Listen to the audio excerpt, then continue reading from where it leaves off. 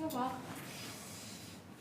Not the best banker in the world, but I'm sure it is. Yeah. Oh, thank you. Thank you.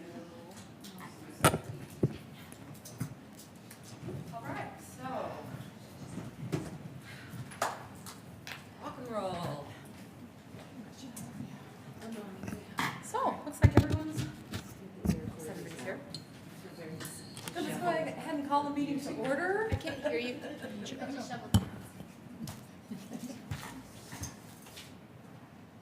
Hello? Hello. you Oh. Is this on? Calling the meeting to order. Thank you. I'll just do a quick roll call. I'm here. Stephanie? Present. Gretchen? Present. Bonnie? Present. Randy B? Present. Jessica? Present. Jennifer? Present. Jay? And Joe. Hopefully Jay and Joe will be able to They will Join not us a be little here, later. and neither will be here. Joe's in either way third. or not. And Okay. Jay's So we're going to go ahead and read the mission of the Meridian Arts Commission, which is to develop, advance. You need to adopt the agenda first. Oh, I'm sorry. This reading the mission.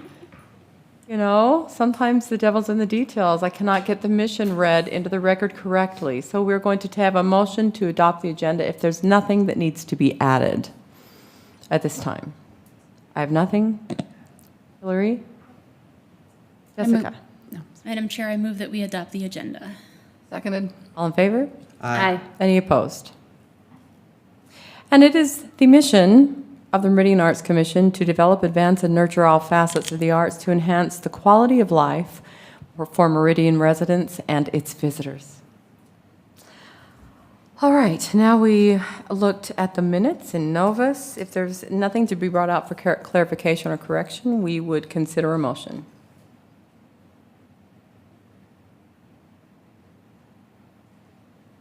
Madam Chair, I move that we approve the minutes. Second. All in favor? Aye. Any opposed? All right, moving on to new business. Just want to do a quick introduction. Just ran to the bathroom. Okay. So this item came up as a result from conversations with the Strategic Plan Committee, and then I believe it was mentioned at the most recent Arts Commission meeting as well, that the commissioners were interested in hearing what insights the Idaho Commission on the Arts staff had as far as if they have any direction or if they've seen anything that's worked really successfully in a municipal art commission that isn't covered by nonprofits or private businesses that they could share with our Arts Commission. After reaching out to the Idaho Commission on the Arts, however, they look to you guys for direction for what they should be doing. That tends to be the way that they operate. So Stuart Weiser here is going to kind of walk through and have more of a conversation with you guys so he can ask questions about your current strategic plan and hopefully just get some good insight from you all. If you want, we can skip this until he comes back, but I just want to give a preface to what he's going to be doing. It won't be him just saying like, Okay. what you should do. I can give you a little bit of his background too. I've worked with him. He's a conductor. I've worked with him on several projects here locally. So he's a musician. He also is. This is the person that I've talked to you about, that Americans for the Arts presentation that I saw at Chamber. He delivered it. Yeah. So that's a couple of things that kind of put him in perspective, and it was a wonderful. He was the one who worked with Mark Hoffman from the Shakespeare, and they plugged in the required demographics and came up with the numbers in the with the system. So, yeah.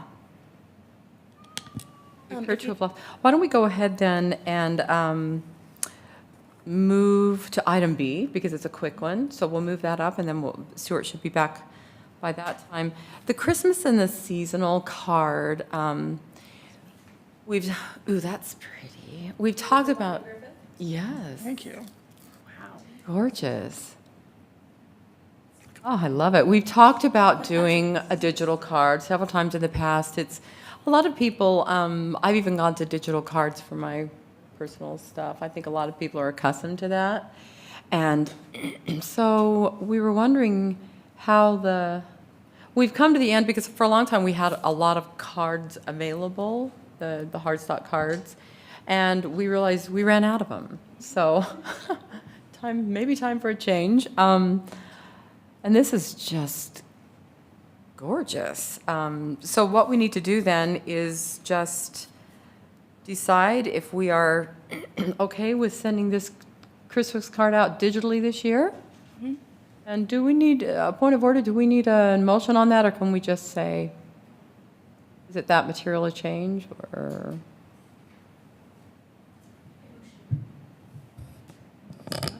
A motion is not necessary, but you can do it if you want. Oh, let's take a motion. I need practice. Is there a motion about the decision for how we will deliver the holiday card and also that we accept this beautiful design?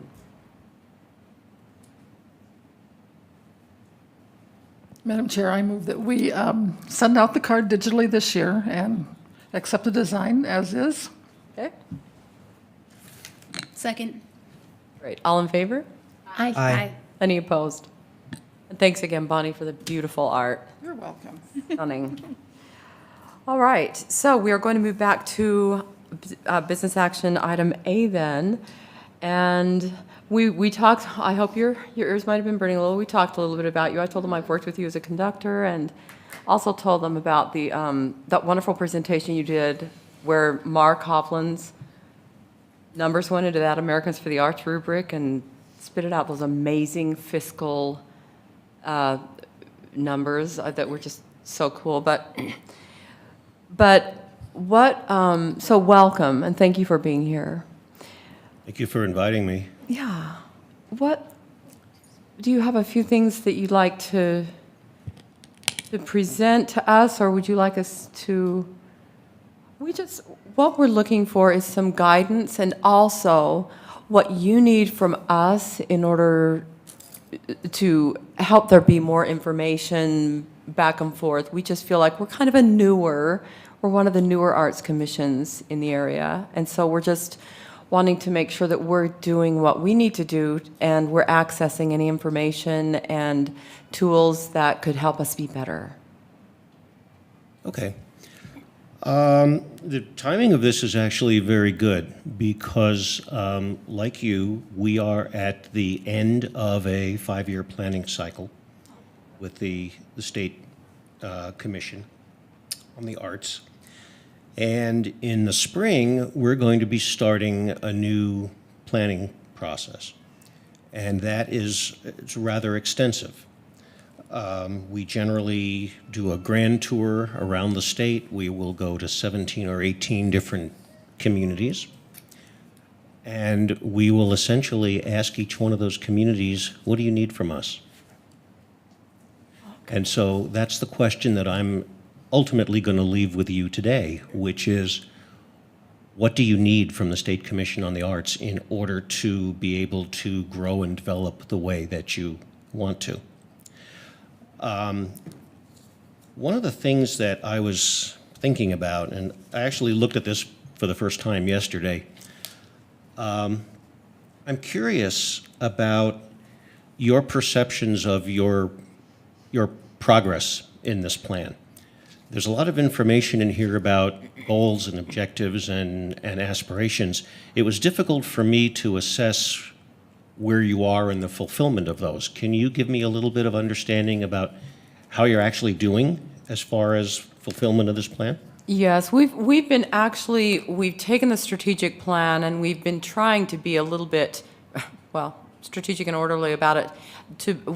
Each month, we've looked at different things during this calendar year, and now we've just recently added a strategic planning committee. We have events and outreach committee and public art committee. So we've arranged some subcommittees to do some pre-work, and in that, we've separated these sections of the strategic plan up to be looked at through the committees first. I think we've made huge strides in our public art installations and our traffic art boxes. There's a lot more visual art. We have Arts in the Park, which We've worked with Parks and Rec to put art into park installations, and now we're working on, we have a fire station coming up that we're going to install art. So I think we've made great strides in public art.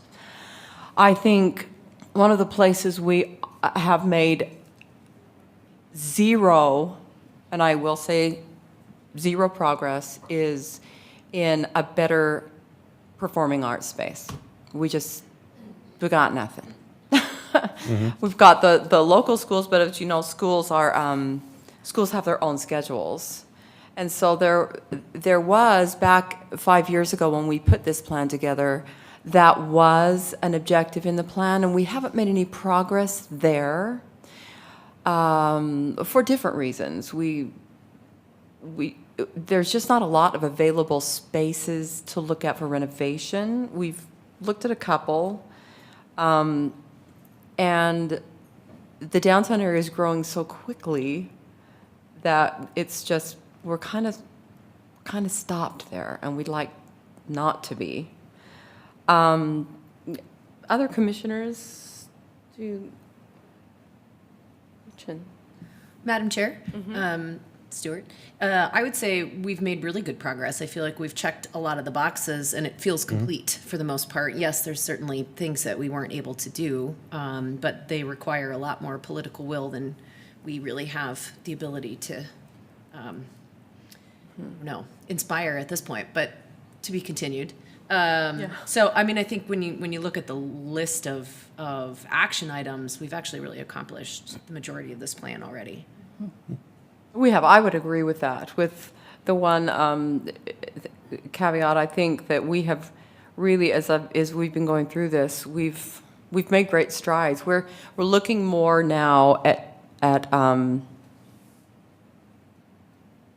much more complete new strategic plan than we were. I was new on the commission when this came into being, and a lot of it was continued.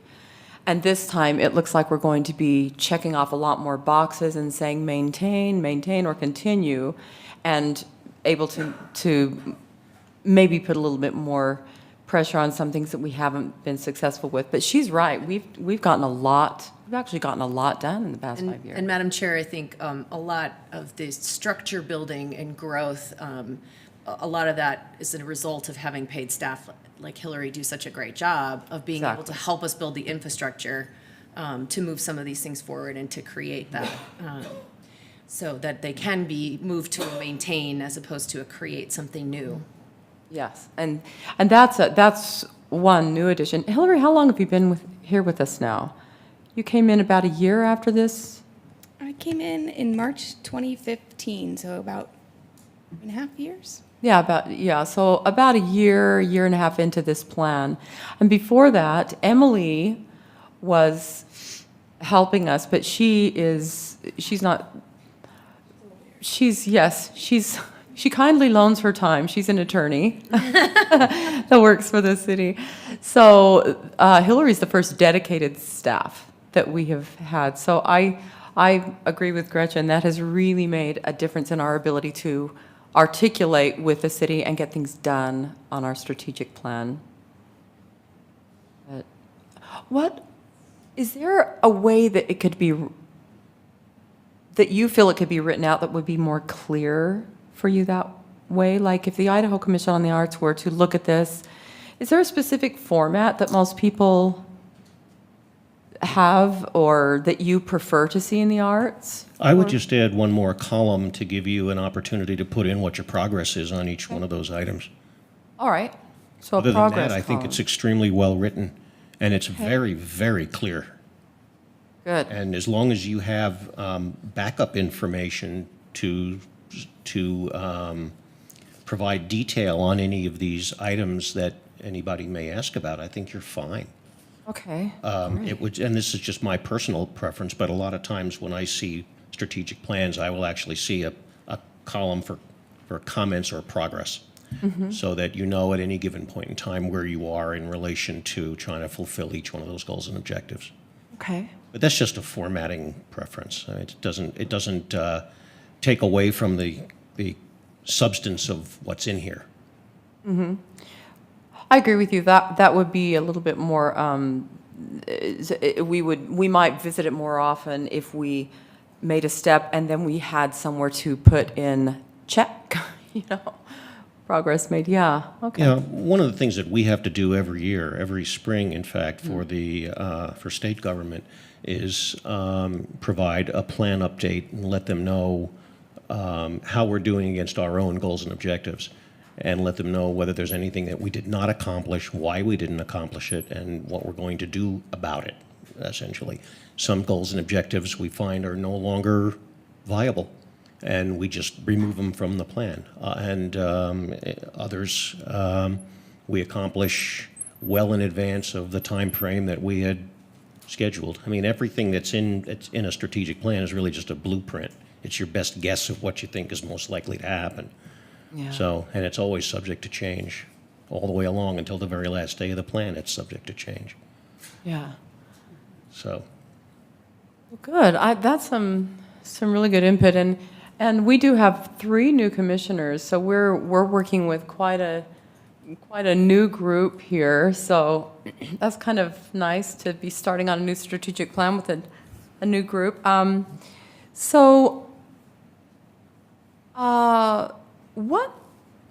What questions do some of the other commissioners have while Stuart is here? I know that Jessica's been interested in what you have available as far as listings of locally living artists and producing artists, both performing and visual. Do you keep a catalog, or is there somewhere that if we know, that we could send people to have themselves listed, or? yeah, on our website, in fact, we are, within the last year and a half, we've completely redesigned our agency website. Okay. Because we've been going all electronic now on most of what we do. This is the first year where every grant application is going to be done online rather than on paper. And we started that last year. We got about a third of the way through, and then January 31st of this year, when all of our annual grants are due, it'll be the first time that they're all going to be going through an online grants management and grants application system.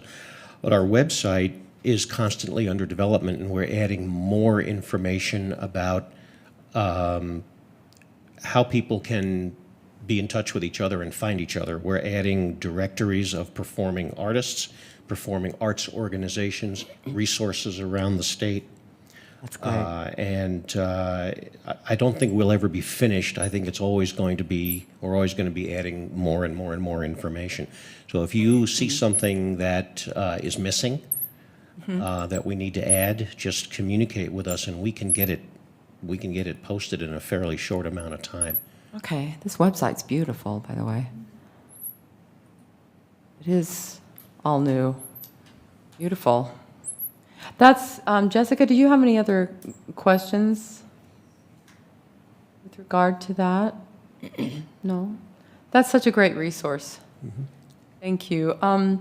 Is there anything what else do you need from us? You just said to watch for the categories. If we see anything missing, to shoot it your way. What do you need from us in order to help you be more effective at the state level? What can local arts commissions do? Well, let me just give you an idea of some of the things that we're looking at for the future of our agency. The first thing you've already mentioned, and that is to be aware of the economic value of what you do. This is something that is it's a relatively new concept in the world of the arts. For a very long time, people who worked in the arts stressed the value and contributions that they made to quality of life. That's no longer being questioned. Everybody recognizes that quality of life is better with the arts than without it. But state arts agencies, local arts agencies are now beginning to stress the economic value of what they do as well. And we're finding more and more statistics coming out that are surprising even us. The Bureau of Economic Analysis and the National Endowment for the Arts last year did a study of essentially what the combined payroll is of everybody in creative industries in every state in the United States. And in the state of Idaho, it's $900 million a year Oh, that's amazing. payroll for people who work in creative industries, both nonprofit and for-profit. That's a pretty hefty economic punch. So if you are aware of the impact that you're making and that the arts in the city of Meridian are making, that's always valuable information to know. Even when we're talking with people who are not as enthusiastic about support of the arts as we'd like, they're always enthusiastic about ways of generating economic value. So I would encourage you to be aware of that information. In fact, we can help you with that because we have access to all of that at our fingertips all the time. So we can help you with that. It only takes a few minutes. That would be great. You have the city's demographic information too, the budget analysis? Yeah, we do. We have all of that. Wonderful. We'll talk. A couple of other things that we're looking at, and it's not something that we can immediately delve into because of the way our agency is structured. We have to make some changes in our operating rules. But we have been looking at getting more into arts therapy and doing things with veterans arts programs, as well as making sure that we and all the organizations that we fund are in compliance with the ADA and Section 504 requirements for handicapped accessibility. The trend seems to be these days Sorry. to start thinking about a portion of that hasn't been thought about very much, and that is how to provide service to people who not only may have physical impairments, but may have mental impairments as well. There's a conference that I go to every summer that it's called the Leadership Exchange for Arts and Disabilities, and these things are the subject of a great deal of discussion every year because we pretty much understand that if somebody has a physical impairment, if they're in a wheelchair, they walk with crutches, we have to have a building that's physically accessible for them. The doors have to be wide enough, there are ramps and restrooms properly equipped and that type of thing. But if you have someone who has some kind of mental impairment, they have just as much right to be involved in public arts programs as anyone else. But how do you provide service to someone who may have the kind of impairment that causes them to be disruptive? Okay? We don't have an answer to that yet. And this is something that we're all talking about at this point in time. But it's very much on the radar scope right now for something that we have to be thinking about and talking about. And we are helping the organizations that we fund to get into compliance and remain in compliance with all of those requirements. The word that we've gotten is that the Justice Department of the United States is looking much more closely at whether or not public organizations like arts organizations are adequately in compliance with ADA and Section 504 requirements. So we're sort of passing along the word to everybody that they need to be aware that they can't sort of skate along under the radar and think that it's going to be fine. We're actually, when grant final reports come in every year, we scrutinize them to make sure that if an organization is claiming to be handicapped accessible, that they actually are handicapped accessible in every way. And we help them to get into compliance if there's any doubt about whether or not they have any areas that still need work. And the other thing that we're looking at is creative aging, providing enhanced services for people who may be getting up there in years maybe finding it not as easy to participate as they might have earlier in their lives. There's more to come on that. That's still just now we're just starting the process of talking about it. But these are all things that are going to be on the radar screen as we begin to develop our next 5-year strategic plan. And as part of that, we're going to be going on our tour around the state and asking local agencies like yours, what do you need from us in order to be successful?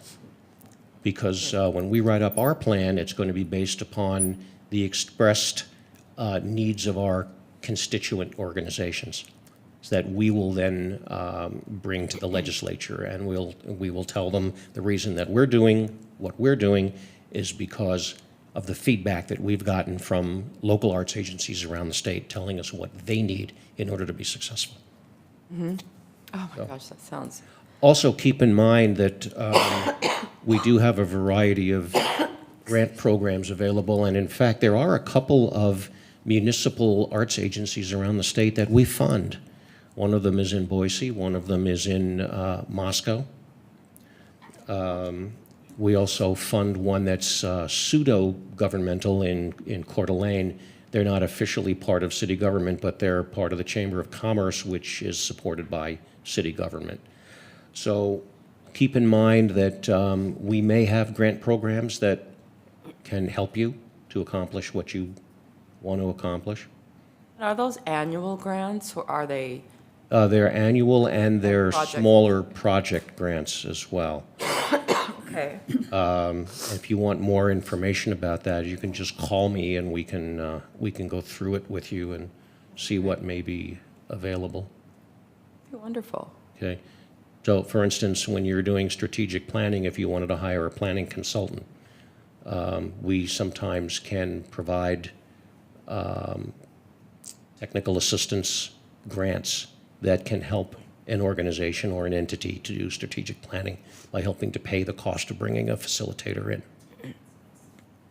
Pay the cost of bringing a facilitator? Yeah. Oh, that's wonderful, because I know we used a facilitator the last time, and that makes a big difference. It really does. Ooh, good. Now, we'll be in contact about that. That would be fantastic. That would be Quick Funds, yes. Quick Funds technical assistance.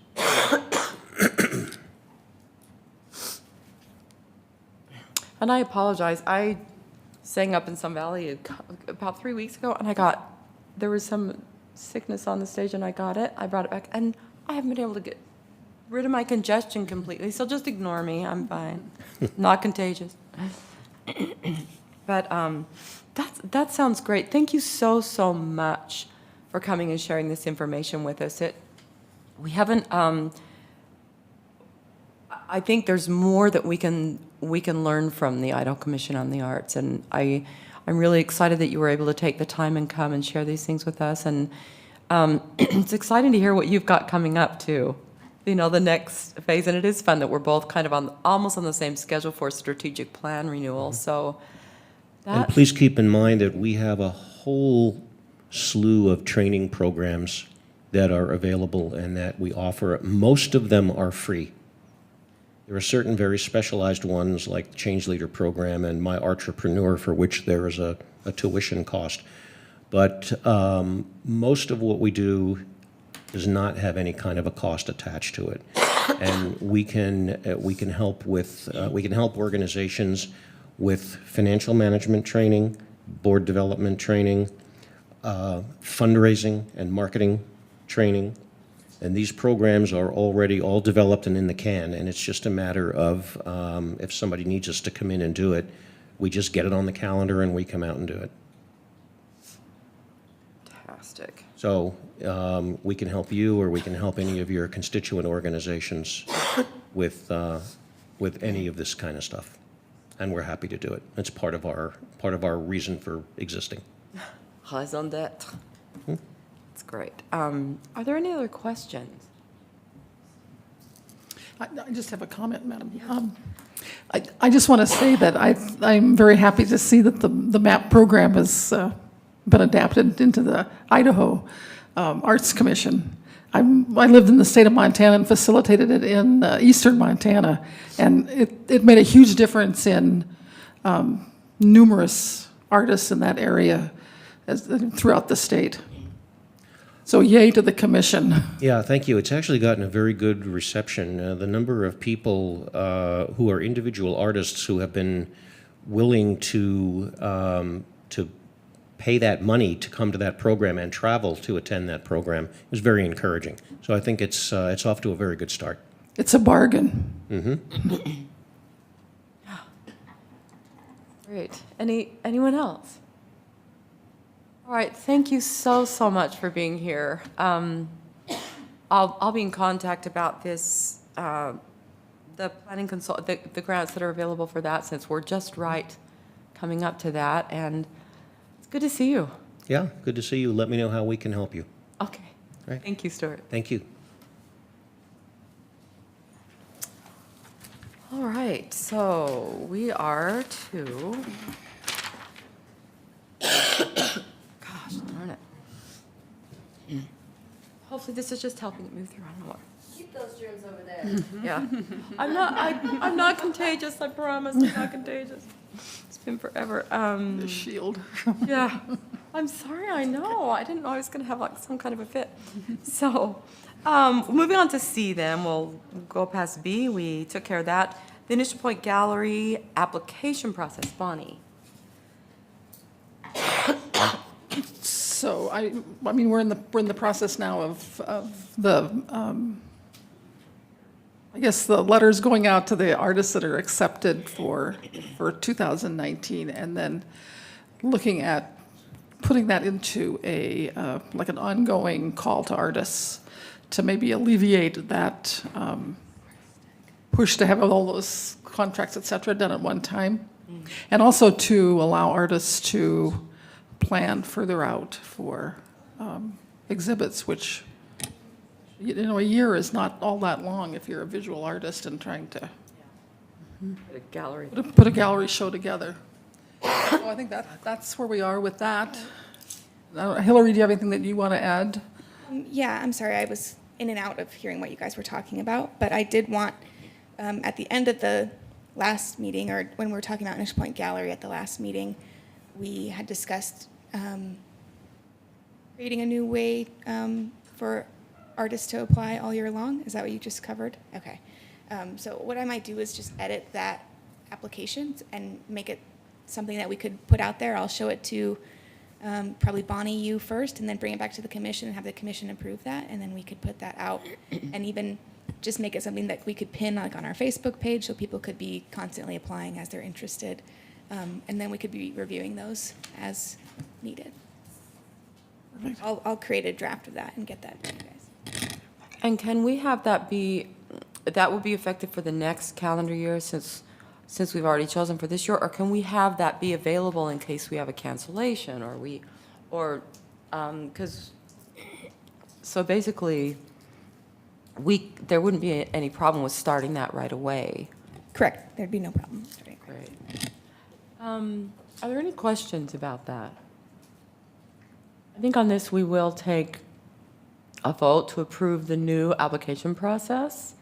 You can wait until I have an actual draft of Can we? what it would look like, yeah. So wait till January, yeah. Trying to get it all done before the end of the year. I don't have anything, All right. anything physical to approve right now, so wait till I have something that All right. doesn't So, make any mistakes. okay. All right. Thanks, Hillary. Okay, so good. Thank you, Bonnie. I'm moving on to the concerts on Broadway. Jennifer or Hillary can take this on. I don't know why that said Jennifer. I meant to put Leslie, I think. I wondered, but Concerts on Broadway. I'm in. Well, Leslie was just there at a meeting on Friday, so that was the intention, was, I'm sorry, Jennifer, to exclude you. Okay. So we had met recently, there's been a number of things I think I'd mentioned to you guys, but we'd met recently with Parks staff, with Wineglass Arts Development as our concert production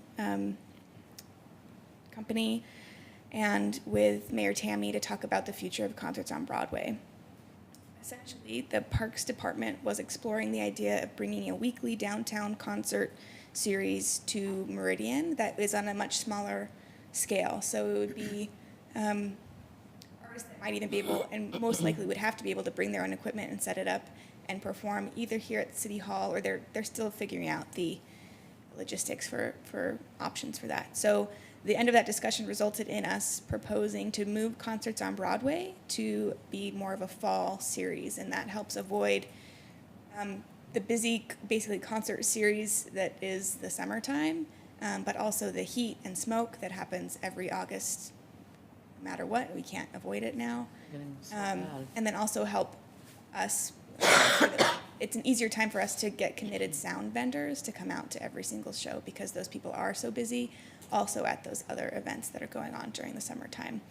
And part of that thought too is that there are other concerts, not like this, but there are other live music opportunities that people could go and explore during the summer. And we're really offering something that's different than that, that's more of an event that you're intended to go sit down and enjoy as an audience member, not just walk around and hear kind of more passively. So Mayor Tammy was in favor of that proposal, but I essentially wanted to get your guys' input on moving the dates. The dates we suggested were September 7th, which would be centered around Art Week, so that we have a live concert around Art Week, September 21st and October 5th. Kara said she could pull together some proposals and basically item out how much things would cost around that time of year versus summertime, that we could then bring back to MDC to say, hey, we have an agreement with you, but we're proposing to change this plan. Here's our proposal, and make sure that they're on board with that. If they're not on board with that, work with them to see what else they would need or look for, or if there's a compromise. So is there any, input from the MAC members about changing the date of the concert series? And then also it would be reducing to 3 concerts rather than 4. Oh, biggest thing too, sorry, the time of the concert, we talked about moving to be more of a matinee. So since we're moving it into the fall, it gets darker earlier, so having it at like 2:30 as an opening act, and that would be actually right after or shortly after the market finishes, because the market will still be going on till that point. So Colin had mentioned to us that we could coordinate with the market coordinator, Cherie Eveland, to make sure that the artists that will be closest to the plaza would be either like arts-oriented artists or vendors that want to stay for the full series. So they would set up in the morning, stay throughout the concert, and hopefully get more business and people passing by. So again, as much as our concert's intended for people to be sitting there as an audience, they might still be interested in those vendors, and it might be something the vendors are looking forward to in some cases. So working with her for those 3 concerts to see if we could have people in extended hours. And for those 3 concerts, everything would also be oriented not in the plaza anymore. It would just be from maybe the grass area to the north and the parking lot and beyond, so that audience still has a place to find seats to enjoy the show. Leslie, was there anything else? I forgot some big ones initially. That covered it, and I think we, the time change, because obviously it's warmer during that time of day too in the fall, and we have more stable weather during that time of year too. There would be less of a chance of having some of the weather issues that we have in the summer with the wind and the flash, sudden thunderstorms. It settles down a little bit, but I also, from an Arts Commission perspective, I love the idea of having more available, starting with the parks, where you have those things that are really suited to a summer audience, downtown during the summer, and then you move into the fall, that takes away some of that space that's between summer and the holiday season. So you keep drawing people to downtown more consistently from summer all the way through the holiday season. So I think more music is better. And I love that Parks is so excited about Their own yeah, and about doing it downtown. And I mean, because there's really a cool dynamic if you have more than one type of thing going on. It just makes everything feel vital. First you have the summer stuff, then you have the market, and then the market kind of fades over into the fall concert series, and then it's not too long until you have Trunk or Treat, and so it's more consistent. I also like the idea of a matinee, because that way, when people get done with the concert, they can go out to dinner downtown, and the restaurants aren't closed. That was one thing that Nick, the president of the MDVA, brought up to us too, was that currently when the concerts close, it's 9:30, so the majority of the businesses are closed. People could go out beforehand, but many don't, or many eat at home. So this might help either get someone out for a coffee beforehand or a bite to eat afterwards, and hopefully help bring more people to the businesses downtown. The other comment on that regard that Mayor Tammy kind of reminded all of us of was that she is concerned and does want to make sure that there are options to bring people downtown here, because there will be construction across the street at Main and Broadway, or Main and Idaho, with the old City Hall project. So she essentially wants there to be more reasons for people to come and patronize those businesses downtown, to make sure downtown's not being forgotten just because there's construction going on down here. So hopefully that. Yeah, that's a good point. Yeah. So, Madam Chair, I do have a couple of thoughts and comments on that. One being just to that, it's one of our signature events that's been heavily populated by seniors. So by combining that with the youth market around parking and access, I would think we might be, especially if there's going to be construction, might be kind of walking into some reduction in attendance, just because it's going to be difficult for older people in our community to get there and feel like they can have that ease of access.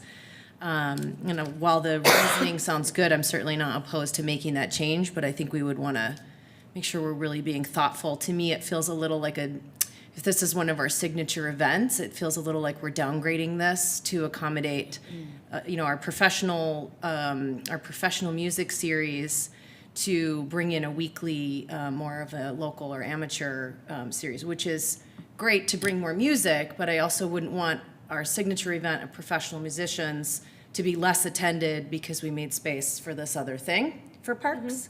So if there was a way that we could sort of have some kind of a connection to the park series, because I know they do things in Kleiner Park and things like that that we don't have anything to do with, that might help the commission maintain some kind of a connection to the higher level professional things that happen during the summer. And then the second comment I have to changing the dates is that we have always run up against fall sports. And while our main population is definitely seniors, going there, I've seen more and more families with kids, my own being one of them, to the music concerts in the series. And so I was seeing us move in a direction of trying to make it more family friendly. And if we move it to the fall, we just are going to lose a lot of that opportunity. Again, even with the youth market, I understand that. But there are so many families, once school starts, it's hard to get people to do things on the weekends. And Saturday afternoons, it's going to be a very narrow audience that we would reach. So I would just say that I would throw those out as considerations and things that I see from my perspective that would impact the way we've been doing it to make a change like that.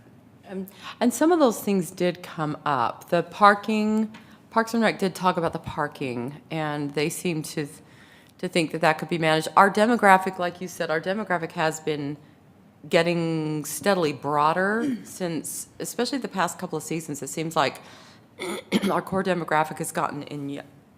We haven't lost any of our seniors, but we've added more younger people. And one thing, we talked about the fact a lot of families are on summer vacations too.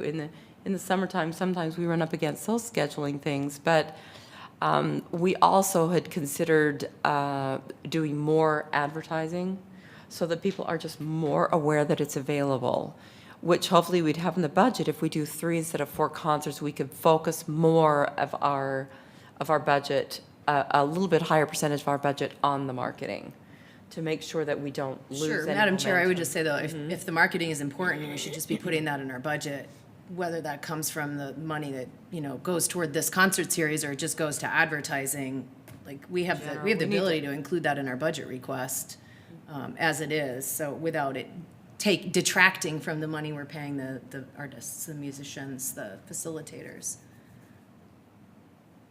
Yeah, and the level of the concerts will be getting the same level of talent in. Also, just programmatically, these types of, oh gosh, what is wrong with me? Excuse me, these types of concerts in the entertainment world, usually, there's more of a festival atmosphere in the summertime. People are moving around more, and people are less likely to come to a full sit-down concert series. That's kind of a fall thing. The sit-down, fully engaged, captive audience concert. That's captive audience. Y'all know what that means, right? It's not a bad thing. But so we talked about that too. The fact that we'd have kind of more of a summer atmosphere with the smaller groups, and people are moving around, and then moving into the fall where we would have more of the formalized concert series. And also, Parks and Rec is going to bring, correct me if I'm wrong on that, Hillary, but in that conversation, they said that they were going to bring what they've been doing in Kleiner Park to downtown. So it's, they were going to go a different direction with what they're doing at Kleiner Park. I don't want to speak out of turn, it's their decision, but they talked about going a different direction with that and bringing what they used to do at Kleiner downtown. Yeah, or something like they used to do at Kleiner downtown. Their big decision point with the mayor was, should we move it from Kleiner Park at all? Because they didn't do it this last year, correct? But this upcoming year, they got approved for shade structure, so they were wondering whether or not it would seem like it was, the shade structure wasn't being utilized fully, because they were moving their concert series away from that. But the mayor's input or perspective, was basically that not having the band shell will still be booked by other entities because there has been interest in it, and the shade structure just makes it more appealing for other outside entities to book that space. And so she's kind of suggested for Parks to move towards downtown. I think, though, because of that move, they will have to modify a bit what they have done at Kleiner Park. It won't operate the exact same way. But that's a path that they'll be exploring more in depth. If you guys want to stay in the loop with that, I can try to keep you in the loop, or offer that call and invite one of you to those meetings that talk about that. But it won't be And I think that's their, a mad program. yeah, they'll be managing that, but Madam Chair, I was going to add to what Gretchen was saying a little bit too, that, and you had also mentioned with us moving further into the fall, we do have to keep weather in mind. And with musicians and the amount of equipment that we have out there, my concern would be, rain and things. Being a musician and my equipment getting wet, I would not be happy about that. So I don't know if we have any funds towards possible having a canopy or something that could help in that situation if we do decide to move into the fall, because I think towards the end of September and into October, you're just going to run into that at times. yeah, and it seems like the weather has been an ongoing issue. We did, at first, we had some issues with rain and things like that, but I would say the last 3 summers, the smoke has been a real problem. The heat. It's just been a real problem. The smoke and the heat, it's just, and it seems to be here to stay. That's been a real problem with we even had a medical emergency this last summer on one of those smoky days, and we had to call an ambulance, and it was one of our older people, and it's just, it's not something that we expected to encounter, but the first year we kind of thought of as an anomaly, and then the second year it was kind of back, and then this year it was worse than ever. And so, I think outside, we have talked about the possibility of maybe, a yurt or something over the musicians. The one thing that we'd have to do is work really hard to make sure it was weighted, because when the wind hits the back of this building and swings around the front, It's really quite something. It's like a New York wind tunnel. And so I think that no matter when we put it in the year, we're going to have weather issues. But the smoke and the heat have really been a significant problem for the past 3 years. So it's, I don't know. Madam Chair, I have Yes. a question and Yes, and kind of a related comment. So Hillary, you mentioned the idea of having the Saturday market kind of continue through the concert. Portion of it, yeah. Okay, so I really like that idea of having the vendors hanging around because I think that actually does make it feel a little bit more festive. But if the concert is intended to be a sit-down event, then the vendors are just kind of hanging out and nobody is visiting them while the concert is happening. So, you know, I love the idea of having the vendors there, but I think that creates kind of a different atmosphere, a different sort of purpose for what's happening than a sit-down concert would allow. So I don't know if there's a way to kind of combine those and make that something that would be, you know, supportive of both purposes, or if we need to choose one or the other.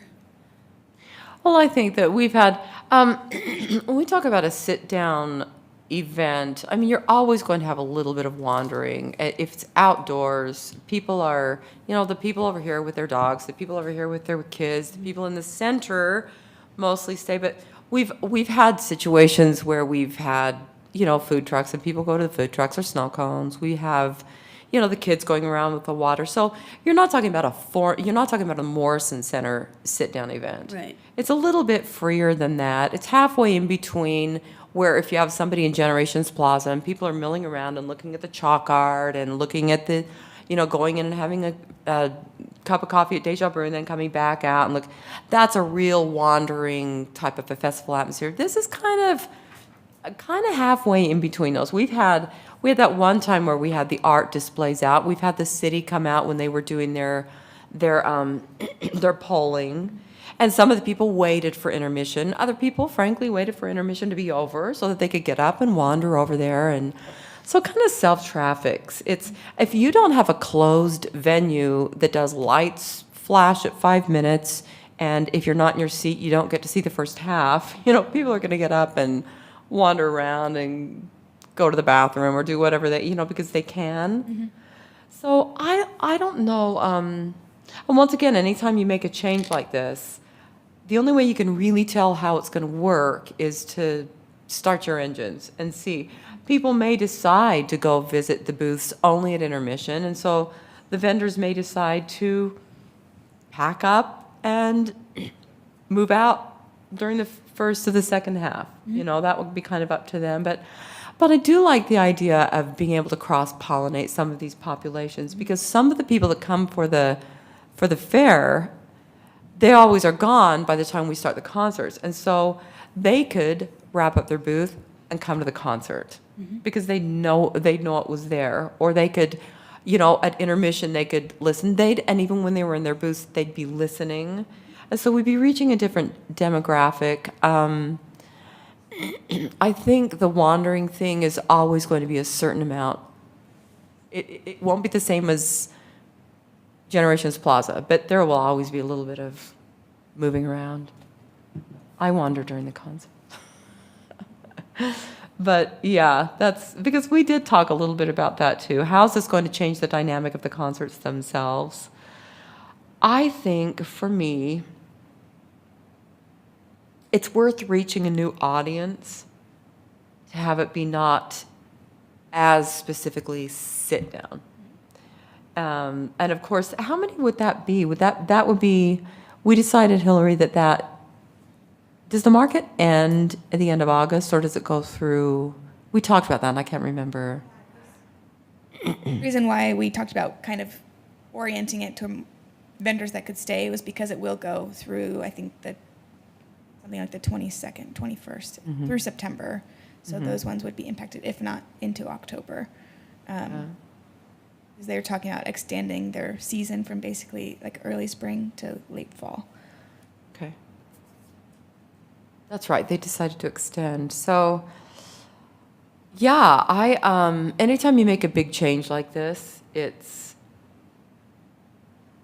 I mean, seriously, the Concerts on Broadway is still a relatively new project. It takes these seasonal things that don't go year-round to take a lot of time to get traction, and, you know, they're kind of known as a summer concert series. I think we would really have to hit the ground running with the advertising if we were to make this change, to let people, so that people knew, and come up with some. Yeah, Madam Chair, I would say if we were gonna make a change like this, you have to rethink how the concert is planned, promoted, and, you know, would it make a difference if you advertised that there were activities for children, you know, as a part of those booths? You might get more people to come. Who's gonna look at the game schedule and make sure there's not a game happening that day?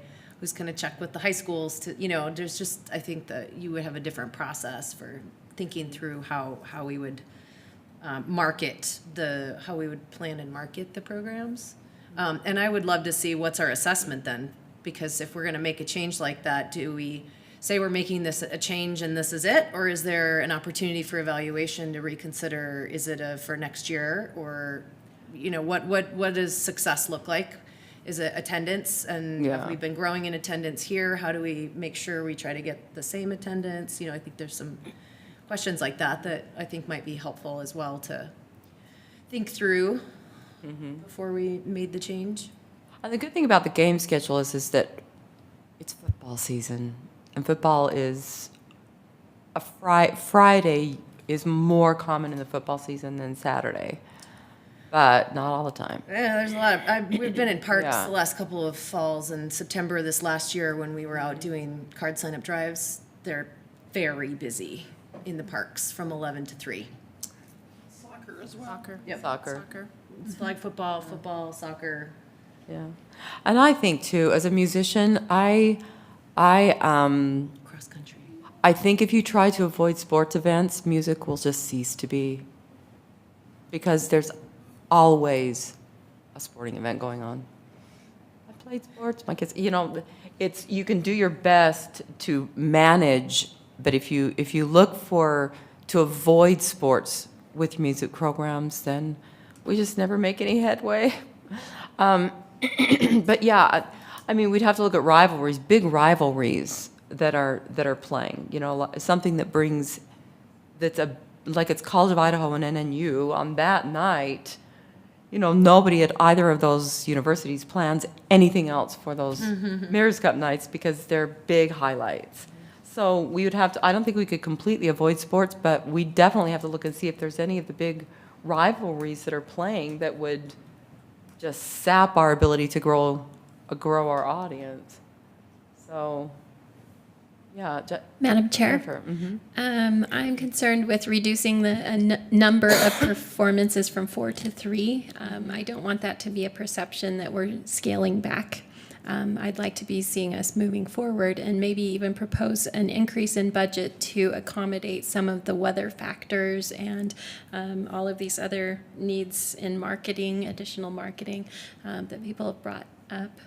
So that's my 2 cents. Do we need to consult with the other sponsors of the event? First Yes, Investment, I've got Resources of America. I've got an email out to them. I'll be meeting with them. We really only have 3 sponsors, and that's MDC, Investment Resources of America, and DL Evans Bank, and then occasionally, as requested, Idaho from Power, Idaho Power, yeah, yeah, or there's- Jiffy Lube, and those are smaller donations. Yeah. Part of this, you guys also, I'm going to be really upfront with you. That was 'cause we were Reducing talking the about concerts is also a Hillary capacity issue. Like, this is insane. 4 concert, every other concert, or every other week, and in July and August is a lot. Me and my staff and coordinating with comping time, and more often than not, there was 1, maybe 2 commissioners there. I mean, other than Leslie, who was there at every single one. So this is the most you guys have cared about this concert, it seems, in like 8 years. And I know a lot of that's because you have new people on here. And I do think it's worth establishing what our evaluation is and how we're assessing the success of the concert. But I that it is okay if we reduce it to 3 concerts because of capacity issues and because of wanting to make sure that we are marketing appropriately, and making sure that this could be successful, or that we could have a platform for adding something additional to the concerts, whether it's inviting plein air artists to come or inviting our own set of artists to come if the working with the market doesn't work out and there's people that want to just be there passively. I think sometimes you guys, or the Arts Commission and even the city, gets in the habit of doing something the same way, and we just say, oh, there hasn't been an issue, oh, the audience has remained the same, let's just keep doing it. But I think there's really a need to reevaluate, primarily because August has been such chaotic and crazy month to work with, especially for the sound vendors and the artists themselves. We ended up paying twice or 3 times as more for a sound vendor last year than we expected, and that made a serious impact on the production management company that they ate and that we didn't see the effect of. So I agree that we need to be thoughtful in the way that we move forward. We also need to be thoughtful and mindful of the way that we're conducting ourselves currently. So I'm very glad that we're having this discussion and that you guys care. But we do need to kind of make a decision on which way we're going to go. At this time, last year, we had all of our concerts basically booked and an agreement in place with a production management company. And I think if we did keep it as July and August, we would have to put out a new call for a different production company because Kara can't do the summer. I mean, it's not something in the cards, I think, for her with her schedule, and Wine Glass Arts has to continue to be a business. And this is and a make money. completely volunteer. Yeah. She makes no money. It's a complete volunteer thing for her. So that's fine if we want to move away. But I think the main issue has been that the writers' conference that's in the summer too has had to, because of smoke, they've been having to juggle, switch venues. And so with both of them going on, it's just been really, really difficult to, and then some of the people with the sound equipment don't, yeah, it's just, the smoke and the timing has been a real issue. Madam Chair, could I ask a question? Was it ever discussed combining efforts with the Parks Department on the concert and moving it to Generations Plaza? Parks first proposed this change. Parks was the one who started this ball rolling. Just out of And we've curiosity. been- Sure. Parks brought this forward as a different kind of thing. They didn't want to conflict with, they didn't want to conflict or alter concerts on Broadway. They were really happy with that series. They were looking for their own thing. When it did first come up, we talked about what their goals were and what it seems Concerts on Broadway's goals were, and it does seem like there was a big demographic difference. The Parks' goals is really to hit more of those millennials and people that might be still downtown, or young families that might still want to come downtown, and that hasn't traditionally been the core demographic of Concerts on Broadway.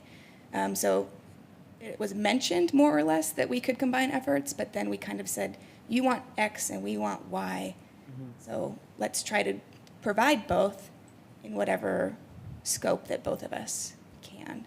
Parks has been very supportive of Concerts on Broadway, and, Yeah, they've been great. and they didn't ask for us to consider moving to a different time, and neither did, I mean, that came totally from us. So if the Arts Commission as a whole does want it to stay in summer, we can continue to talk about that, but yeah, I don't think that it would be something that's compound with the Yeah, that Parks. was, as far as the moving of dates, I just think we have to logistically just make sure we have everything covered, like I said, the protection and stuff like that.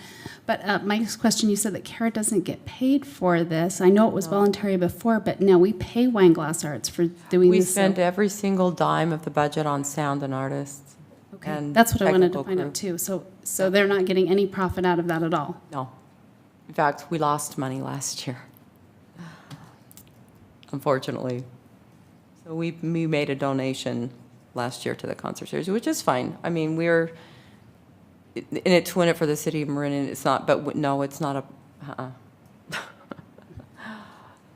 you know, it's okay, but yeah, no money is involved. We pay the crew, technical staff, the crew that, the sound, advertising, bands.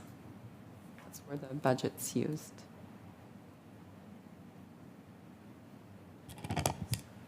So, any more comments? I mean, and some of this stuff was brought up. The parking was certainly brought up, and Parks and Rec knows more about that than I do, and they seem to think that could be managed. The mayor liked the fact that we'd be drawing more for longer and different demographics. In fact, and the parking, I loved her comment about the parking. She said, well, not being able to find a parking spot downtown Meridian, that'd be fantastic.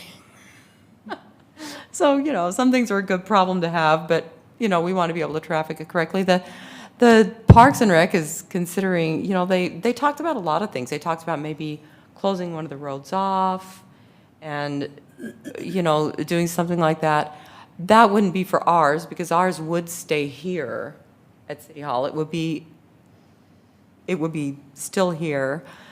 But it's just a matter of considering whether we wanted to move it into the fall. Madam Chair, may I add Yes. a question to that? So I guess if we aren't going to make a decision tonight, because it kind of sounds like there's some people want to ruminate on what this is and how we should move forward. Or is everybody, I don't know. I guess I do want also, though, feedback on how you guys want to assess the success of the concert series. If we go this way this year, how do we want to consider if this is considered a positive move versus a negative? And that could be something that you provide to me later, but if you guys are at a consensus. Madam Chair, I would just say, you know, I think especially in light of your comments, Hillary, as I said, I'm not opposed to doing it. I think it's worth discussing and sharing some of those things. But if the need is to have a decision made, I certainly would feel like I could cast a vote, at least having had the opportunity to discuss it. I don't know that anything is going to change if I wait another month to think about it myself. I don't know about anybody else, but. I do need to approach the sponsors, and I'd like to have our decision before, because if I go discuss it with them and the commission decides not to do it, then I would have had a conversation that wasn't necessary to have with my two main sponsors. So, yeah, Jennifer. Madam Chair, the most important thing in my mind is that we continue with this great tradition. It's an incredible concert series, and just to maintain the strength of that. And so any of the other components, the dates, yes, we're always going to have conflicts. If we can avoid those in some way, that's a concern. But just to see these continue in the strength that they are. If we can add a fourth, I know that might not be feasible with our resources, but maybe we can address that in our strategic plan as we approach City Council to consider. Okay. And there was quite a bit of discussion about the number of concerts. Because we would be moving it, we wanted to kick off the concert series in conjunction with Art Week. And we were just looking at the we were just looking at the timeline and keeping it consistent as far as not, you know, we like to keep them at 2 weeks. 2 weeks apart has seemed to work really well because people don't forget it, but it's not too much. So the 2 week thing has worked out really well. And when we looked at it starting then, we looked at the conflicts on the schedule with Parks and Rec and different things that were going on. And those dates seemed to make the most sense. And we just thought it might be a little too cold by the time we got to like mid-October to do another concert, but we could relook at that schedule. Hillary, as far as scheduling, can you run me down the dates again? We start on the 7th. September 7th, September 21st, and October 5th. so there's a possibility that we could, if we wanted to stick with 4, we could put a 4th concert between the 7th and the 21st of September. Or I'm not sure if there were specific reasons that we chose not to do. You and Kara worked more with the dates on that and the conflicts. But, yeah, we could consider finding another date if you'd like to stick with 4.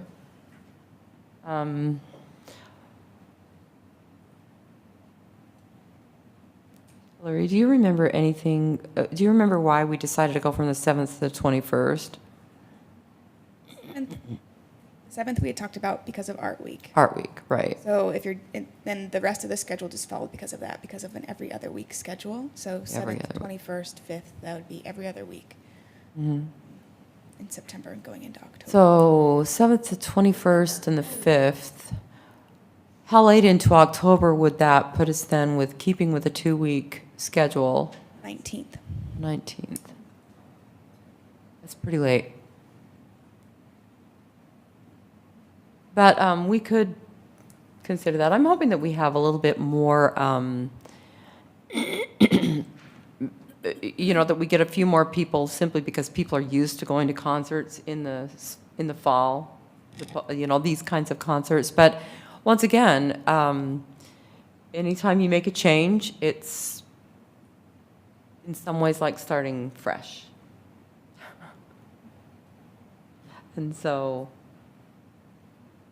yeah, for me, the pros, what we could do is just do a quick poll of pros and cons. Would you guys be into that? We lost Jessica. Randy B., can you start? Sorry, I was looking at something. What was your question? Pros and cons of moving the concert series from the summer to the fall. Yeah, What do you think? absolutely. Yeah, I would totally agree with the fires. Like, I have asthma, so it really, really affects me, even more than most people, and I know it affects pretty much everybody. But for me, I can't even go outside sometimes when the fires are really bad. So I wasn't able to go to the concerts this year just because of how the smoke was, and just the heat really gets to me too. And I know for too bad. older people, it definitely is a bigger issue for them too, just because they're old and more things affect them more heavily than younger people. I think if we did it in the fall, I think I definitely agree. It has more of like a sit-down aspect, just because it's a little colder, and we definitely had to run into problems with the weather, I think, in the fall. But we would have to worry about sports a little less, I think, than in the summer, I would assume. But I don't know. There's always going to be something. And I think if we just worry about making it fun and just enjoyable, I think people will come regardless if it's good and we run it well. But yeah, that was pretty much what I would say. I don't know. Oh, yeah. Yeah. Thank you. Yeah. I'm sorry you didn't get to come to the concerts this summer. No, Ugh. I wanted to, but Dang yeah. it. Jessica, we're just doing pros and cons, moving the concert series to fall. We're just going through it and all of us taking a swing. Yeah,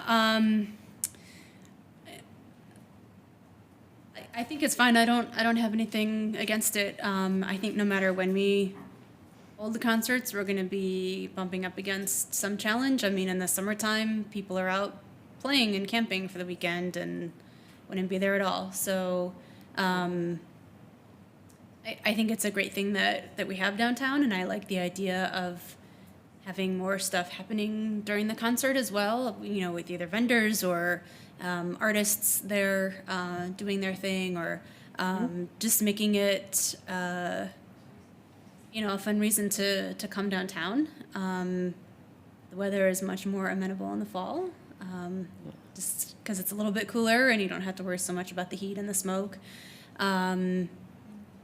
So I do agree that there are more challenges. It can get windy or rainy in the fall versus in the summer, but that's what happens when you live in some place besides Southern California. There's always going to be some kind of weather challenge that we just have to work around. So, and And anything that we can do to reduce the burden on Hillary is good as well. So if it's easier for her to coordinate and we have more options for sound and sort of the infrastructure of the concerts by doing it in the fall, then let's go for it. Okay. Stephanie? I think we addressed a lot of the pros and cons already. Like I say, in the fall, it can get a little cold. I know as a musician, when I play outside in the fall, my fingers don't always work quite as well on the guitar, but I don't have any problem moving it either. In fact, being a matinee type concert, the whole reason why I haven't been able to go is because I play in the evenings on Saturdays, so I haven't been able to attend the concerts this year. But being in the afternoon, I would be able to come to them, so it wouldn't be an issue, so. And the smoke in the summer for a singer can be difficult too, so. Really bad. Like I said, you got your pros and cons on both sides. I think that we've addressed most of it, unless there's some other people that want to address them. I think we just need to make a decision, and whichever way we go, we just have to address each of the issues and make it the best and accommodate the people who want to come to the concerts. Yeah. Madam Chair? Yes. As a musician as well, I would much rather prefer me to be cold than my lungs to feel like crap after I'm done with the performance. So, Good point. Trashed chords are no fun. yeah. So does anyone else want to chime in? I do think that we need, as far as the number of concerts, we do need to keep in mind Hillary's bandwidth. Because she will be, we won't be doing the summer concerts that will be added, but of course she will be working with Parks and Rec on those concerts. So until we have yet another wonderful staff member, that's part of the reason we thought that would work too, because it would keep her from going insane. So I think we're ready to make a decision. If somebody's ready to make a motion. Is the motion to move to the fall, or is it to? It can be to move or to stay, whichever you'd like it to be. Okay. Oh, yeah, okay, yeah, I'll do it, yeah. Madam Chair, I'd make a motion to move the concerts on Broadway to the fall. Is there a second? Seconded. All in favor? Aye. Aye. Opposed? Okay, thank you. This is a big decision. It's a big decision. So thank you for all of your input. We are to the Cherry Plaza Public Art Inquiry. Hillary. We had Ken Lawson, who owns the Cherry Plaza, called me earlier this month and was interested in seeing if there was any way he could potentially partner with the Arts Commission to basically mirror the native grasses piece on the other side of that intersection, so Kitty Corner. His company or whoever purchased the plaza and are going to be doing a lot of renovations, including restructuring the parking lot there. So he was essentially interested in knowing if there was any path to partnership with the Arts Commission. There's a number of things that could come up from that. I wanted to bring this directly to the commission, though, and not the Public Art Committee, because I didn't see a particularly clear path for partnership, because it's not a publicly owned space, so maps wouldn't apply to it. It's outside of the URA, so MDC couldn't do anything with it. But when we brought this up to the mayor, she had come up with some suggestions, including reaching out to him and seeing if he would be interested in doing what MDC has done with us in the past, which would be him basically giving us the money for the cost of the artwork and then us managing on our side the process. So if that's something that he's interested in, or that you guys are interested in me reaching out to him about, I can do that. Or if you have any other thoughts, it just doesn't seem really inside your current scope of what you're able to do, since it is a private place. He did mention if easement, but I don't know if we would want to get into an easement like that just for the art. There might be a way for us to work something out where we could have an agreement to maintain, for the Parks Department to to maintain the art after it's installed, if there's somehow a partnership in the beginning. But yeah, just kind of I'm glad he's interested, but I don't know if that's something we might want to consider moving forward to in our strategic plan or otherwise, or public art plan, if there's something that we want to try to leave room for partnering with private organizations in some way. I think at this point, since we've already gone through the process of putting it in, we could facilitate as far as giving him the contact information and helping him get the process started. But because it is outside the scope of the downtown core, it's across the street, I think it would be difficult for us to actually partner with him because it's kind of outside of our scope. I'm really excited, though, that he wants to do it. I think if we were to help him, give him the information and help make the connections for him, but I definitely think that we would have to make a decision to have Parks and Rec maintain, because there's nothing, you just don't want to watch art crumble in your view. It has to be maintained. And so I think if that would be, I think making the connections for him and helping him to know how to contact the artist and do those kinds of things would be something we could do that would be advocacy but not partnering. Does that make sense? And then find a way to have Parks and Rec maintain it with the other piece, so that we don't have one looking great and the other one Madam Chair, not. sorry to interrupt, but I don't know how Parks and Rec would maintain it if it isn't owned by the city or they don't do the easement, like she said, if we don't partner and Yeah. actually take There's some talk about ownership that. of it. I don't know how they would do that. Emily? I completely agree. I was about to say that, so thank Didn't you. do that. Okay, so, and that's what had been brought up. So if that's the case, then just in my mind, I think we'd be looking at an easement if we wanted this project to go forward, because it's still visually within the downtown corridor, but we wouldn't have any control over the maintenance and how it aged and how it was managed, and especially since it would be viewable from our wheatgrasses. They literally would be viewable one to the other. I think we'd run a great risk. We might, yeah, this is a tricky one for that reason. Madam Chair, just Yes.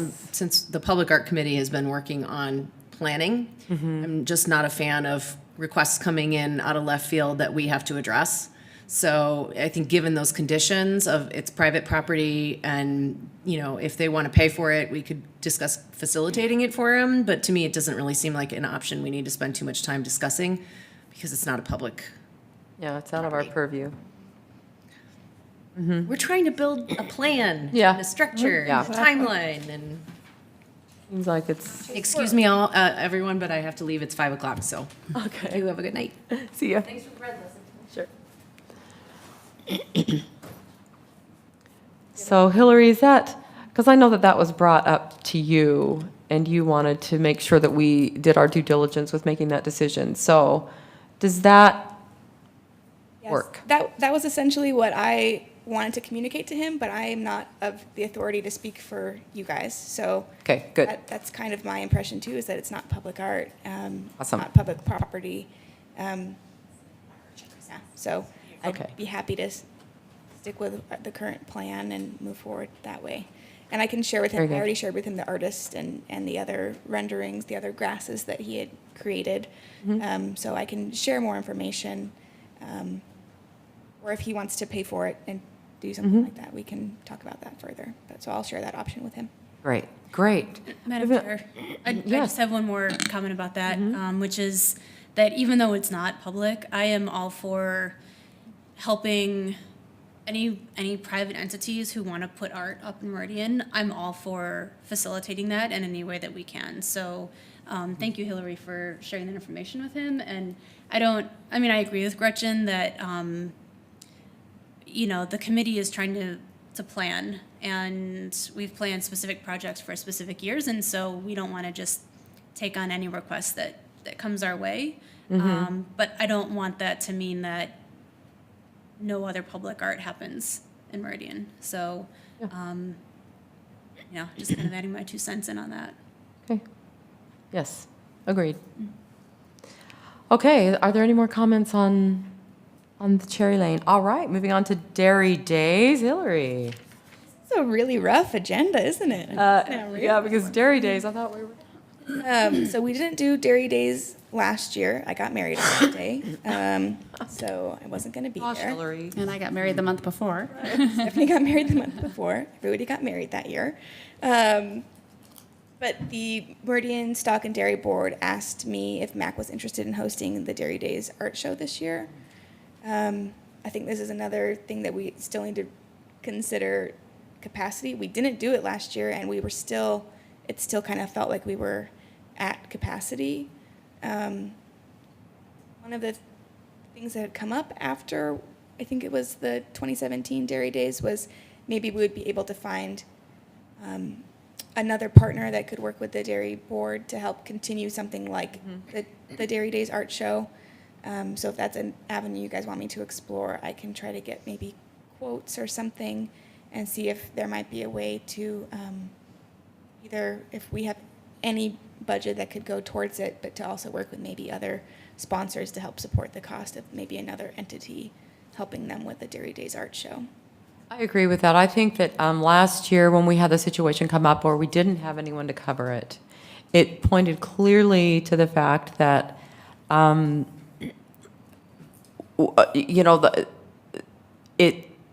we still were about at capacity with the way Art Week is growing, with our bandwidth of what Hillary can do and also the commission. So I think that last year taught us a good lesson, but I do think that we should try to help them find, send them a list of people that might be able to help them manage the art fair.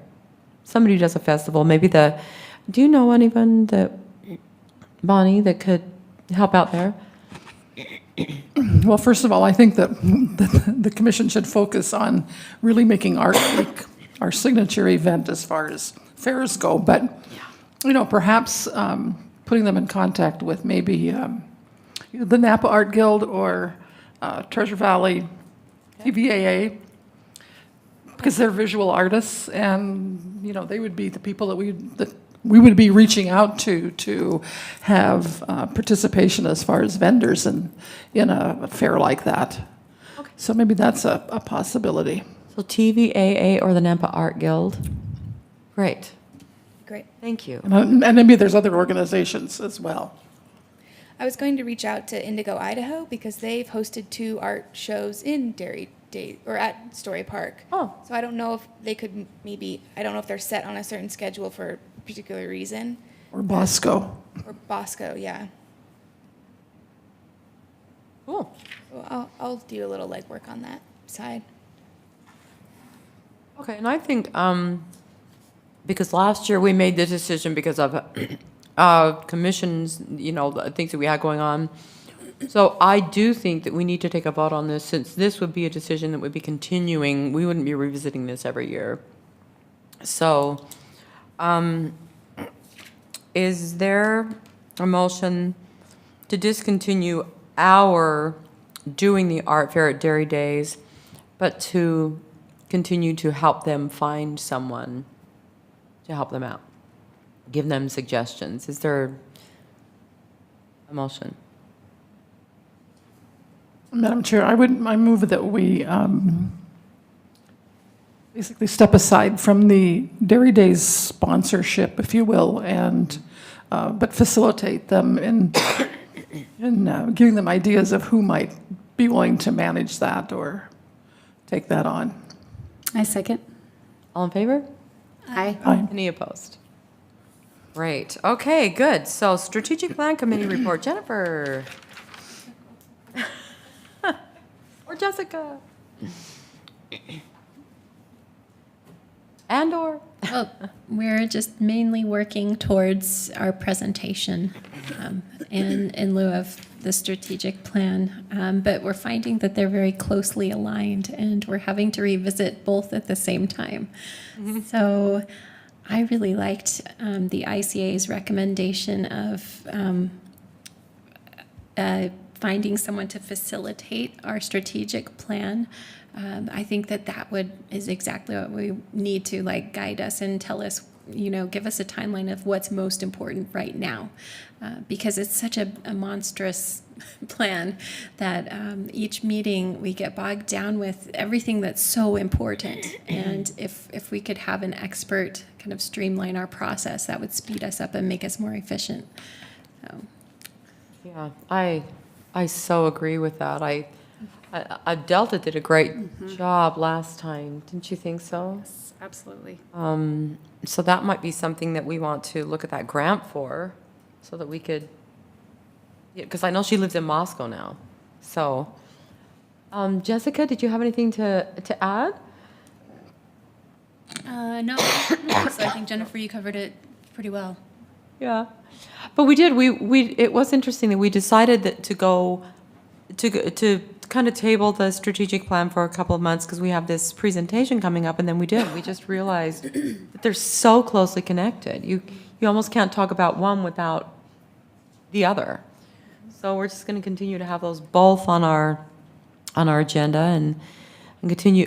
But I have to say that as far as our strategic plan, one of the questions that we asked Stuart, I was very happy with his response as far as the organization and the readability and the clarity of the plan.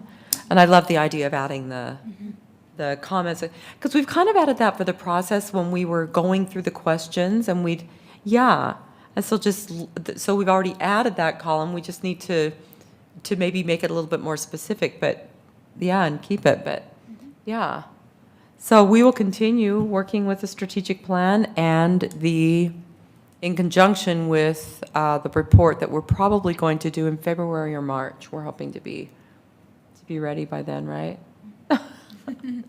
So moving on to then the Public Art Committee report.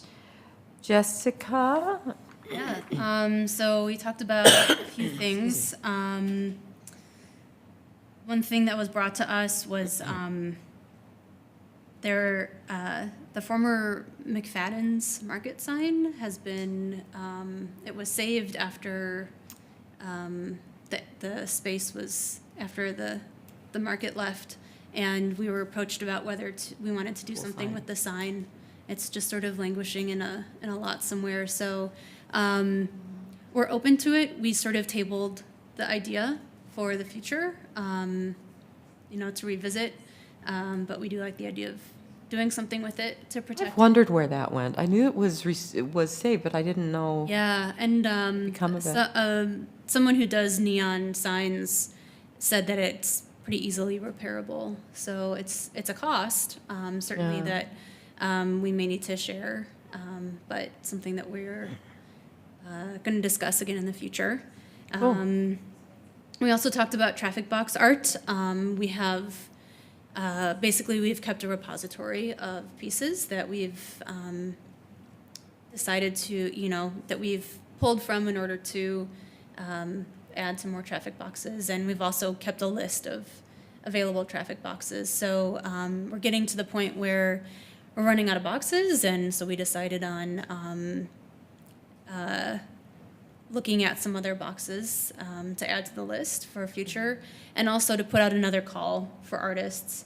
We'd be putting out a call in March, so I guess we do that every odd year. We put out a call, so we'll be putting out a call next March, and the committee will review at the meeting after that and recommend to the full commission the pieces that we think should be added to the repository that we can choose from in the future. We also talked about some more public art, so looked at some, we looked at the RFP for the fire station number 6, where we want to add a piece to that. And we also talked about the public identities, public art roster RFQ. So we keep a list of artists that we can draw from when we have a new piece that we're thinking about adding to a location. And so that roster, it's just set for a specific time, and we're ready to add more folks to that. So I think we're going to keep it kind of open. Is that what we decided, Hillary? To keep it open so that people can apply when they're interested, and to keep a list of artists that we could draw from for future public art pieces. And then we're still continuing to talk about our public art plan and developing a list of criteria for how future committees could decide on what kinds of locations they want to use for new public art, and you know, the parks is involved with part of that because they do the parks identity, but then other areas where we want to add, like the fire stations and like other locations where we would want future pieces to go in. So just to help guide future committees in their decision-making process. So that's kind of an ongoing thing as well. Very good, thank you. Thanks. All right, we are to the Events and Outreach Committee report. Bonnie, would you like to illuminate it? At our last meeting, we talked about basically just some of the ideas about Art Week and focusing on making it a all-encompassing event for the arts, so that there's visual as well as performing arts. And I think we just talked about maybe moving our committee meeting from tonight to Saturday, the 22nd, if that's okay, Hillary? Just for holiday convenience. Yeah, I agree. This is just, And so, yeah. We usually don't have such a packed agenda. I know, it's so at the busy, December so meeting. busy. This is crazy. Oh, Hillary, I also noticed that in the Novus that this is on scheduling, did you hear that she wanted to move that? Mhm. And I noticed in the Novus that it's listed correctly on the agenda, but the next strategic planning committee says it's in November 27th instead of December 27th on the second sheet. I don't know if that makes Oh. sense, but. Sorry. Well, that's fine. I looked at it and thought, oh, we did it. Oh. I think Yeah, it's fine. Yeah, okay. we're good. All right. So, What was the time for the December 22nd meeting? 10 o'clock 10 o'clock. at I will Key get it. Perk Perk? on Linder and Jerry. all right, cool. Anything else? Not, we are to Hillary's annual report to the city council. Can I just say it looks great? I had a couple of things for concerts on Broadway. Could we add the fact that we added student outreach? Oh, did I not? Yes, we can add that. Yeah, Avenue B did student outreach where we had the children perform with us. And I did a seminar that morning with them, for, choreography and harmony seminar. So I worked outreach with them academically in the morning, and then we had them perform with us. And Jeffrey did two sections of, Jeffrey Castle did two sections of a 1 hour outreach at the Boys and Girls Club. So we partnered with the Boys and Girls Club on that one. And he did a great job over there. Lots of good feedback from the Boys and Girls Club and the kids. Anyone else see any immediate suggestions? You can also, it's not, I thought it was due at the end of this month. It's due really close to your guys' next meeting. Oh. Turn it in probably before your next meeting. So if you see any suggestions, just, if you can't think of it right now, shoot it my way. I can always make changes before in January. It looks That's great, though, great, as yeah. always. Thank you. Yes, and I wanted to ask or offer too, we'd had a discussion a while back about possibly even splitting up. So when we do the report, having maybe each commissioner take a section to share that section of the report. That way council also sees your face and hears from you, not just sees you sitting in the audience. So once I get a couple of options for when the date would be for our presentation to council, I'll share those with you, and then we'll see how many people we can actually get to a day, and then we'll divide the presentation from there. And because of that, I think it'd be harder to follow like a regular PowerPoint, so I was thinking of just making like a kind of a rotating PowerPoint from pictures from throughout the whole year. So not in any order necessarily. Something on a loop that, Yeah, so you guys could just Yeah. present at your own time, and then that would be scrolling, so they could have a visual aid as you're.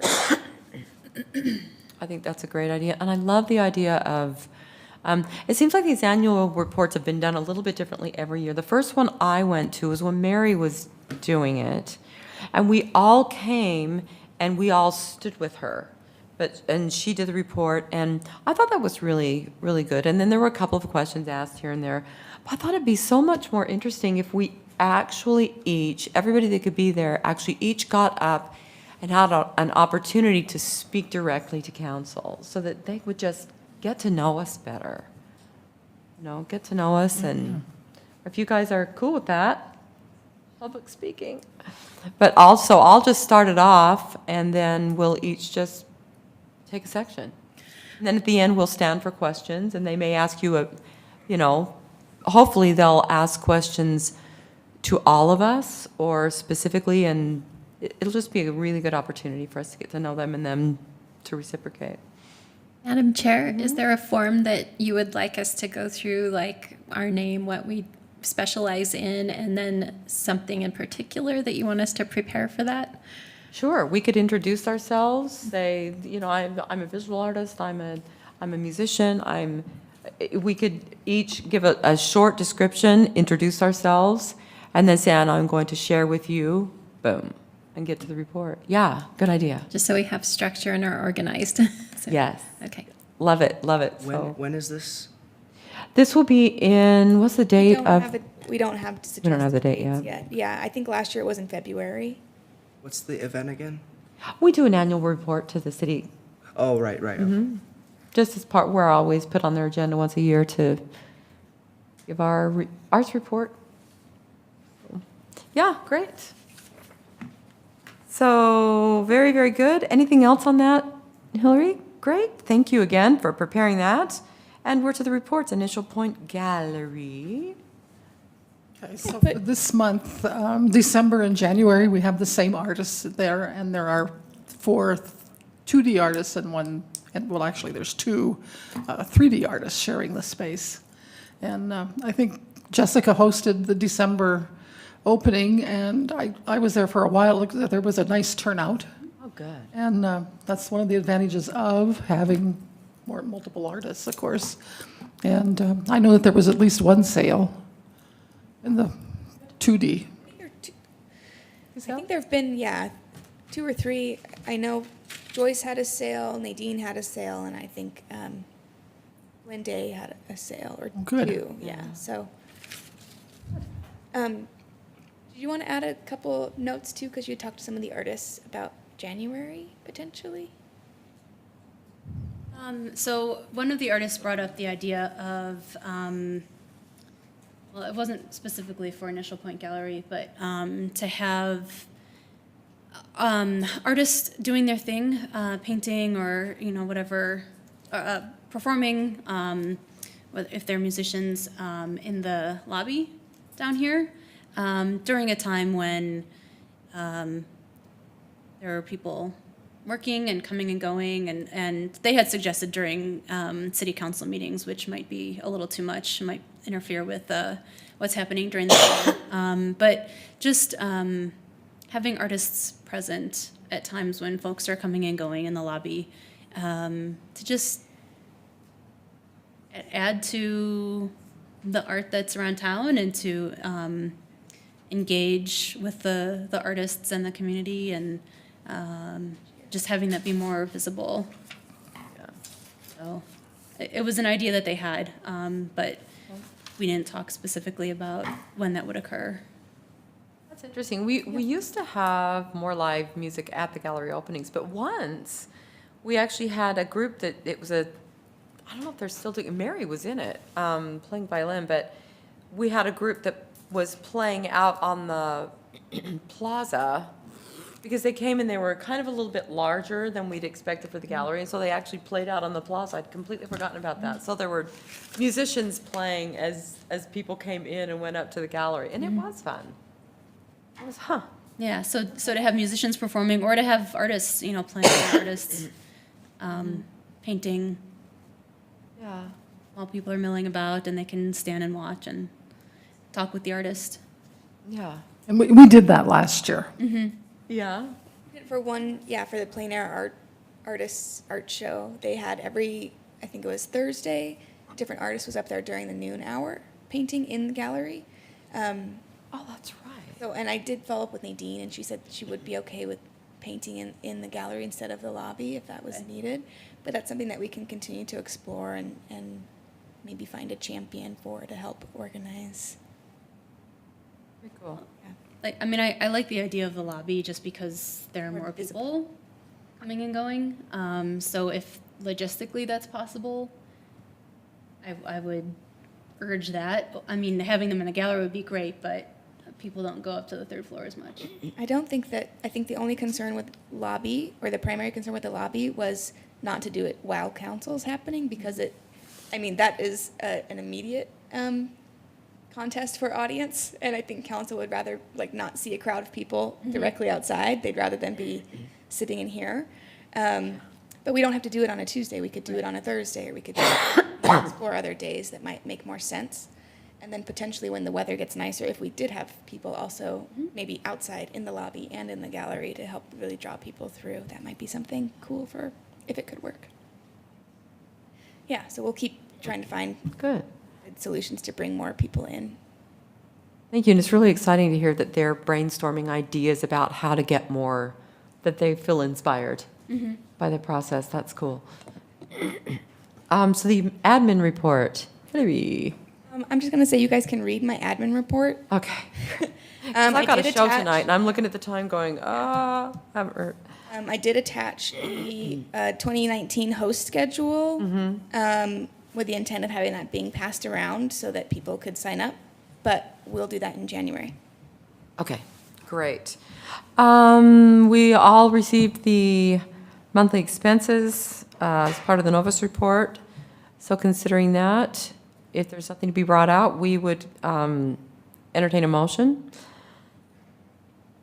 I don't know why I gave you the wrong Novus link. It went to, It was right. I looked at it at home. oh, you did? Okay, good. So also, we've got a weird thing where one of our or our code items is not Mac related, so ignore this. That's not us. Then this is us.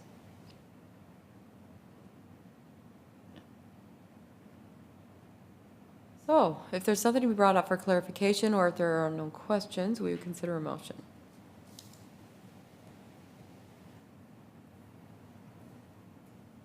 Madam Chair, I move that we approve the monthly expenses and budget as presented. Seconded. All in favor? Aye. Aye. Any opposed? Next meeting is January 10th. Have a wonderful Christmas. Is there a motion to adjourn? Madam Chair, I motion to adjourn. Second. All in favor? Aye. Aye. Aye. Yeah, we usually have such a light agenda in December. This is a good one. Before anyone leaves, I have an announcement. I have an EP dropping in like 5 days on iTunes.